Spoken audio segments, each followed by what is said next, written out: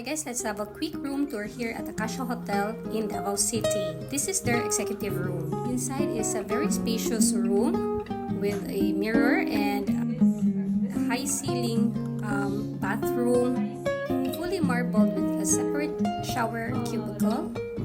Dili lang hot and cold lang shower, but it's okay. It has a toilet bowl with a bidet. The bidet guys is very strong na even ang akong kalabog yung malimpyo. So let's go to the storage compartment or cabinet. So we have here a storage box, security box, an iron and an iron stand with hangers, and sa ibabaw niyan may extra kumot. So yeah, sliding door ang style.